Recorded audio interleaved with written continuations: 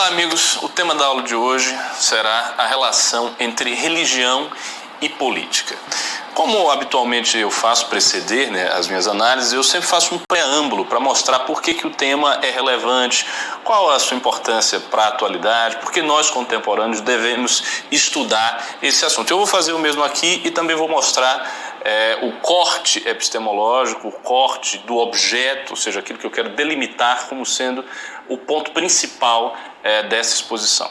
Eu escolhi esse tema religião e política, primeiro porque eu sei que é algo que causa fascínio a muita gente gosta de estudar esse assunto e diversas vezes comigo já aconteceu de eu fazer uma exposição no MBL e a coisa acabar parando no tema da religião, principalmente porque eu sou muçulmano, Então já estou dizendo para vocês de antemão que eu tenho uma religião, a minha religião não é cristã, eu sou muçulmano convertido, então eu costumo receber muitas perguntas sobre o islamismo, sobre a relação entre o Islã e o cristianismo, e estas perguntas costumam desembocar para questões políticas. A gente tem hoje em dia a emergência de um fenômeno que não é exatamente um fenômeno tão novo assim, mas que tem recebido muito destaque na mídia, que é o chamado radicalismo islâmico. Então a ascensão desses grupos radicais como Al-Qaeda, Boko Haram, ISIS, a ascensão também da religião cristã como uma força política presente em diversos lugares, em especial no nosso próprio país, tudo isso nos leva a querer saber mais profundamente quais as relações entre política e religião.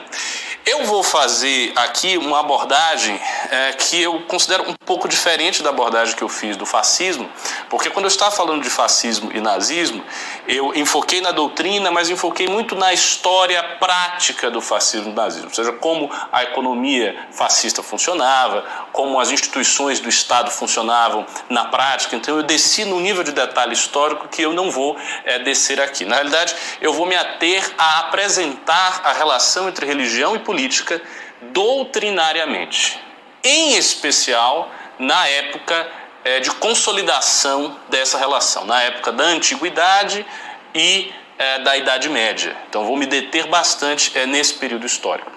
Os motivos que me levaram a escolher esse tema são os seguintes.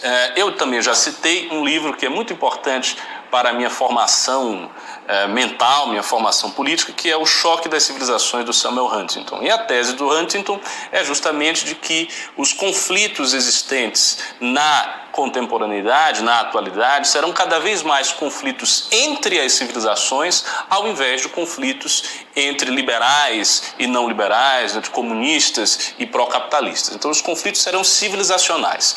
E quando a gente analisa panoramicamente as civilizações, a gente percebe o seguinte, que as civilizações, quase todas elas, são criadas, elas nascem de uma matriz religiosa. Então você pega, por exemplo, a civilização islâmica. É impossível compreender a civilização islâmica se a gente não compreende a revelação islâmica. Quais os caracteres da revelação islâmica? Como é que essa revelação se deu? Como foi o governo do profeta Muhammad, do profeta Maomé? Como foram os primeiros califas? O que eles fizeram? Como era o ordenamento jurídico dessa sociedade? Tudo isso tem a ver com a religião islâmica. Então não dá para você fazer abstração da religião e tentar entender a sociedade sem ela, já que a civilização islâmica nasce justamente de uma revelação religiosa. A mesma coisa acontece com a Índia. Não dá para entender nada da civilização indiana se a gente não compreende os Vedas, o sentido do hinduísmo, do Sanatana Dharma, como essa religião se incorpora nas instituições sociais, na organização daquele povo, como se dá o sistema de castas. Então tudo isso é necessário para que a gente entenda a situação da civilização indiana. A mesma coisa com a nossa. A gente vive numa civilização que é secularizada, profundamente secularizada. O processo de secularização começa ali por volta do século XVII, XVIII e se acentua muito no século XIX, mas como disse, é uma civilização secular, não é uma civilização que nasceu, que foi gestada a partir de uma concepção agnóstica ou ateística. Não, era uma civilização cristã, fundamentada na revelação cristã e que passou por um processo de secularização. Então, para entender também como a nossa civilização chegou a apresentar as características que ela apresenta, é necessário entender a revelação revelação cristã e o processo subsequente de secularização. Portanto, esse é um tema de cara muito importante para aqueles que, como eu, acreditam que os conflitos políticos, os grandes conflitos políticos da contemporaneidade, acabarão acontecendo entre civilizações. E não é só isso, ainda tem um outro aspecto muito relevante aqui, que é o seguinte: se a gente for observar, o projeto secularista, a ideia dos secularistas, é que a religião pouco a pouco iria se afastar do âmbito político. Né? Então, a religião, que ela estava entremesclada com o âmbito político, ia gradualmente se afastar do âmbito político, se tornar de mais e mais uma questão de crença pessoal, subjetiva, ou seja, do âmbito privado, do foro íntimo, e deixar a órbita política para lá. Né? Dentro da órbita política, o que funcionaria seria a laicidade do Estado, o pensamento secular, os direitos humanos fundados na racionalidade humana, na racionalidade instrumental. Esse foi o grande projeto iluminista, o grande projeto secular, né, que aconteceu no Ocidente. O problema é que o pensamento histórico desses secularistas e destes positivistas que levaram a cabo esse pensamento era muito linear. Então eles acreditavam que a religião iria gradualmente se afastando do cenário político. O que é que nós vemos hoje no século XXI e já na segunda metade do século XX para cá? A gente vê justamente o contrário disso. Nós temos visto a religião participando mais e mais da política, ao contrário do que esse pensamento progressista e secularizante linear apregoava, de que ela iria se afastar cada vez mais. Veja o caso, por exemplo, aqui no Brasil, a gente tem um estudo de caso clássico no Brasil, que é a ascensão da bancada evangélica. A ascensão da bancada evangélica é hoje um fato dado. Ninguém pode negar que existe uma bancada no Congresso Nacional que é evangélica, que tem a fundamentação dos seus valores, das suas políticas públicas em uma noção cristã. Né? Se essa bancada representa bem os cristãos ou não representa, né? Se ela é legítima, até que ponto ela é legítima, isso não é uma questão que eu quero entrar. O fato é que a gente tem que se ater ao dado. O dado é que existe essa bancada evangélica, ela é forte.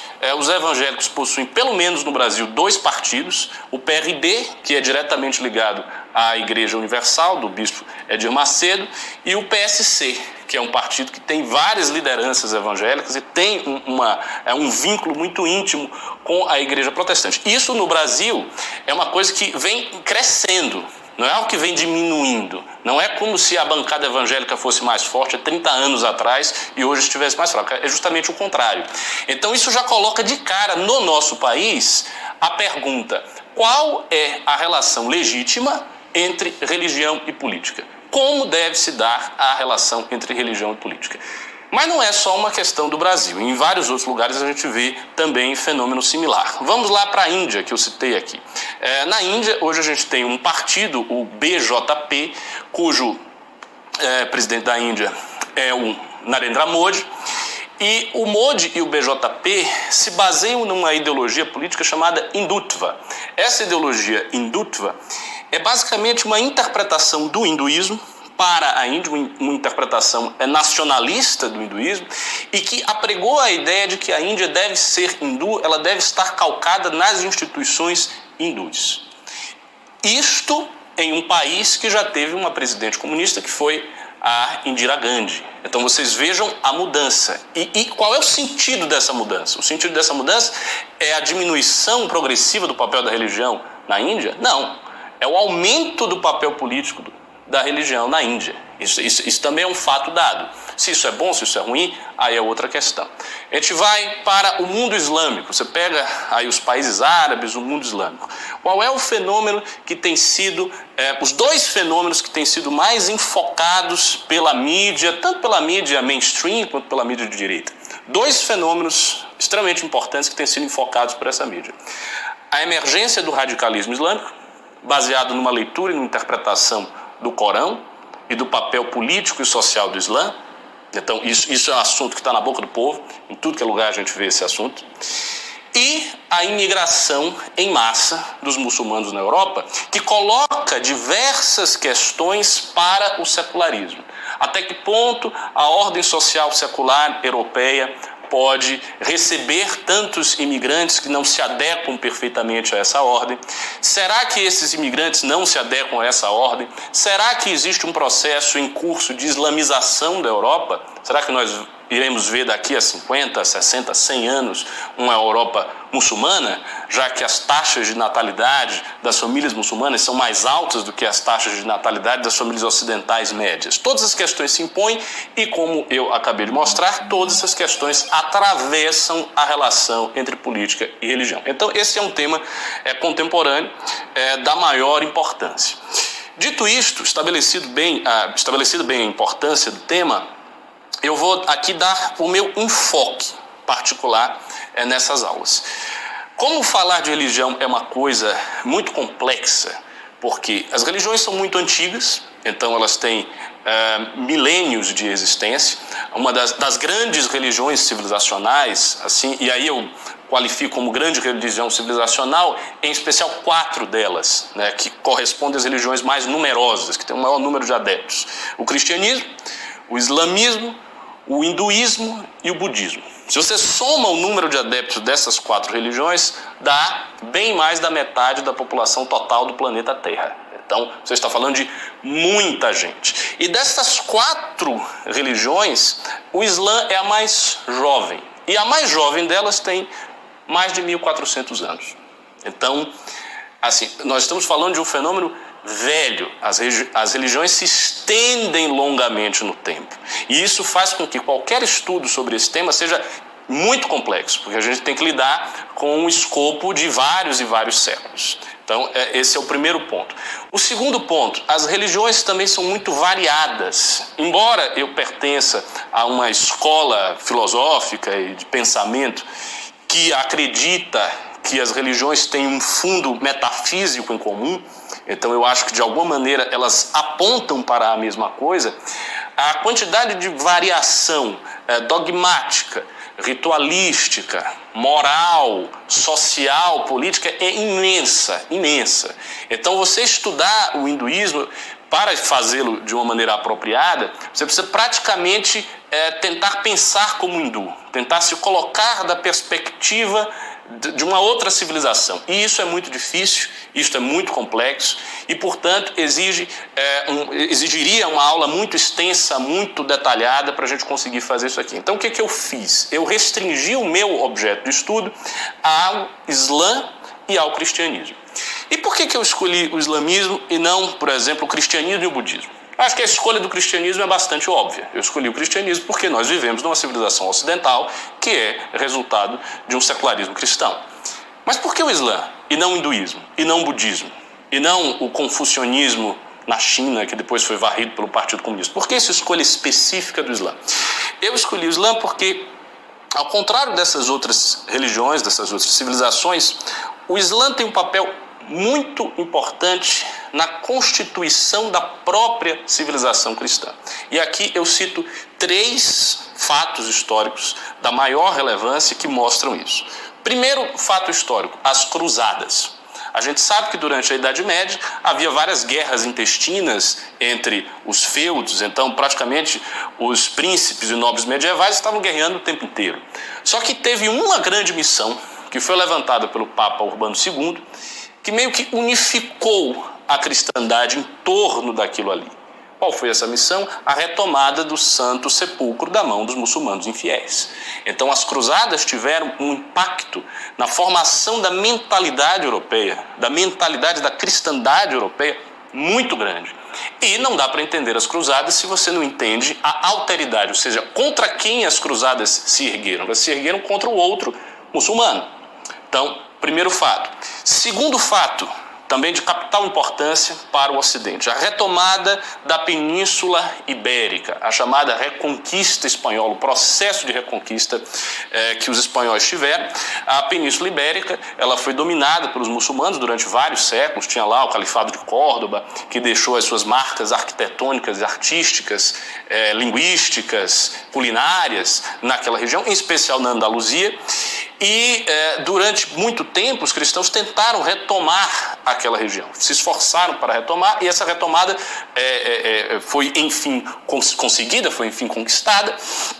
E isso é muito importante porque Espanha e Portugal eles se constituíram enquanto nação neste processo de enfrentamento do adversário muçulmano. E são duas nações muito importantes, porque foram elas que lançaram as grandes navegações, que lançariam a expansão do mundo europeu para as Américas. Então também não dá para entender esse giro histórico se a gente não compreende esse episódio central na consciência europeia que foi a retomada.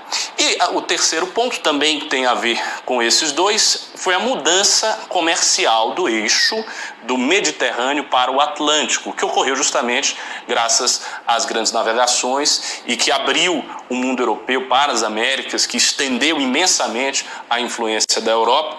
E tudo isto aconteceu tendo como pano de fundo, tendo como alteridade fundamental a existência do mundo islâmico. Então a existência do mundo islâmico sempre foi, neste sentido, historicamente mais relevante do que a Índia, do que o Japão. É claro que o Ocidente teve contato com todos os países. A Índia foi colonizada pelos britânicos, houve tentativa na Renascença de espalhar o cristianismo no Japão. Depois o Japão foi aberto à força pelo Comodoro Matthew Perry, quando acabou o Bakumatsu. Então tudo isso aconteceu e essas relações existem, elas são importantes. Mas eu acredito que historicamente, em termos civilizacionais, a civilização que foi mais importante para a constituição da mentalidade ocidental é o Islã. E ouso dizer que continuará sendo.